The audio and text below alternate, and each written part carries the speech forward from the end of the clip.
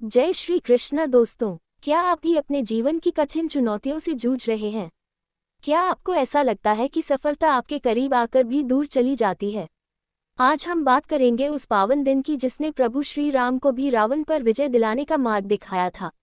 विजय एकादशी। आज के इस विशेष वीडियो में हम जानेंगे विजय एकादशी की पौराणिक कथा, पूजा की सही विधि और वो विशेष उपाय जो आपके रुके हुए कामों को बना देंगे।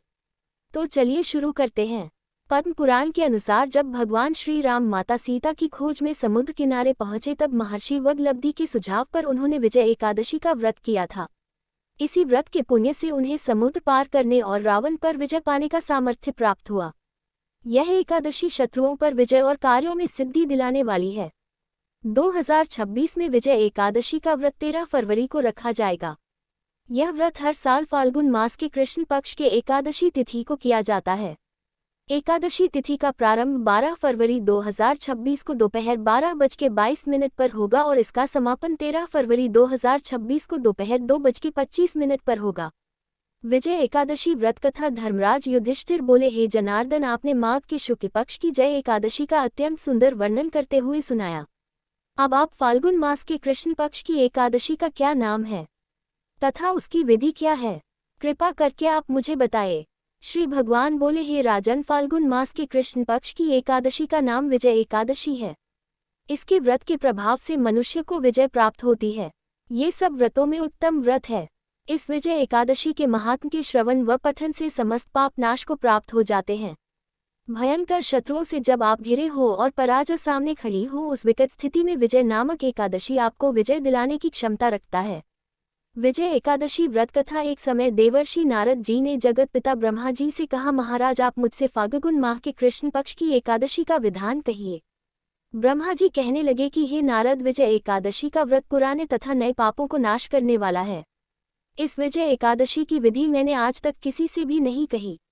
ये समस्त मनुष्यों को विजय प्रदान करती है। त्रेता युग में मर्यादा पुरुषोत्तम श्री रामचंद्र जी, जो विष्णु के अंश अवतार थे, उनको जब 14 वर्ष का वनवास हो गया तब वे श्री लक्ष्मण तथा सीता जी सहित पंचवटी में निवास करने लगे। वहां पर दुष्ट रावण ने जब सीता जी का हरण किया तब इस समाचार से श्री रामचंद्र जी तथा लक्ष्मण जी अत्यंत व्याकुल हुए और सीता जी की खोज में चल दिए। घूमते घूमते जब वह मरणसन जटायु के पास पहुंचे तो जटायु उन्हें सीता जी का वृतांत सुनाकर स्वर्ग लोक चला गया। कुछ आगे जाकर उनकी सुग्रीव से मित्रता हुई और बाली का वध किया। हनुमान जी ने लंका में जाकर सीता जी का पता लगाया और उनसे श्री रामचंद्र जी और सुग्रीव की मित्रता का वर्णन किया। वहां से लौटकर हनुमान जी ने भगवान राम के पास आकर सब समाचार कहे। श्री रामचंद्र जी ने वानर सेना सहित सुग्रीव की संपत्ति से लंका को प्रस्थान किया। जब श्री रामचंद्र जी समुद्र के किनारे पहुंचे तब उन्होंने मगरमच्छ आदि से युक्त उस आघात समुद्र को देखकर लक्ष्मण जी से कहा कि इस समुद्र को हम किस प्रकार से पार करेंगे। श्री लक्ष्मण जी ने कहा, हे पुराण पुरुषोत्तम, आप आदि पुरुष हैं, सब कुछ जानते हैं। यहाँ से आधा योजन दूर पर कुमारी धूप में वल्लभव्य नाम के मुनि रहते हैं। उन्होंने अनेक ब्रह्मा देखे हैं। आप उनके पास जाकर उसका उपाय पूछिए। लक्ष्मण जी के इस प्रकार के वचन सुनकर श्री रामचंद्र जी भगलभ्य ऋषि के पास गए और उनको प्रणाम करके बैठ गए। मुनि ने भी उनको मनुष्य रूप धारण किए हुए पुराण पुरुषोत्तम समझकर उनसे पूछा कि हे राम, आपका आना कैसे हुआ? रामचंद्र जी कहने लगे कि हे ऋषि, मैं अपनी सेना सहित यहाँ आया हूँ और राक्षसों को जीतने के लिए लंका जा रहा हूँ। आप कृपा करके समुद्र पार करने का कोई उपाय बतलाए। मैं इसी कारण आपके पास आया हूँ। वग्दालाभ्य ऋषि बोले कि हे राम, फाल्गुन मास के कृष्ण पक्ष की एकादशी का उत्तम व्रत करने से निश्चय ही आपकी विजय होगी। साथ ही आप समुद्र भी अवश्य पार कर लेंगे। इस व्रत की विधि यह है कि दशमी के दिन स्वर्ण, चांदी, तांबा या मिट्टी का एक घड़ा बनाएं। उस घड़े को जल से भरकर तथा 5 पल्लव रख वेदिका पर स्थापित करें। उस घड़े के नीचे सतजा और ऊपर जौ रखें। उस पर श्री नारायण भगवान की स्वर्ण की मूर्ति स्थापित करें। एकादशी के दिन स्नान आदि से निवृत्त होकर धूप, दीप, नैवेद्य, नारियल आदि से भगवान की पूजा करें।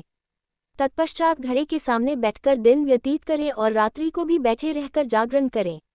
द्वादशी के दिन नित्य नियम से निवृत्त होकर उस घड़े को ब्राह्मण को दे दें। हे राम, यदि तुम भी इस व्रत को सेनापतियों सहित करोगे तो तुम्हारी विजय अवश्य होगी। श्री रामचंद्र जी ने ऋषि की कथान अनुसार इस व्रत को किया और इसके प्रभाव से दैत्यों पर विजय पाई। अतः हे राजन, जो कोई मनुष्य विधि पूर्वक इस व्रत को करेगा, दोनों लोकों में उसकी अवश्य विजय होगी। श्री ब्रह्मा जी ने नारद जी से कहा था कि हे पुत्र, जो कोई इस व्रत के महात्म्य को पढ़ता या सुनता है, उसको वाच यज्ञ का फल प्राप्त होता है। यदि आपके कार्यों में बाधा आ रही है तो विजय एकादशी के दिन यह उपाय जरूर करें।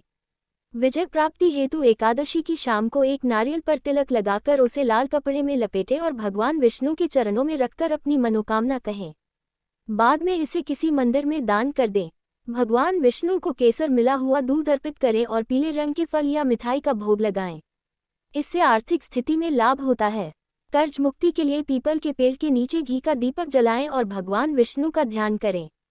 शास्त्रों के अनुसार एकादशी पर पीपल में विष्णु जी का वास होता है। तो दोस्तों, ये थी विजय एकादशी की महिमा। श्रद्धा और विश्वास के साथ दिया गया ये व्रत आपके जीवन के सभी अंधकारों को दूर कर विजय का मार्ग प्रशस्त करेगा। अगर आपको ये जानकारी उपयोगी लगी हो तो वीडियो को लाइक करें और कमेंट में जय श्री हरि जरूर लिखें। धर्म और आध्यात्म से जुड़ी ऐसी ही जानकारियों के लिए हमारे चैनल को सब्सक्राइब करना ना भूलें। मिलते हैं अगली वीडियो में, तब तक के लिए जय श्री कृष्ण।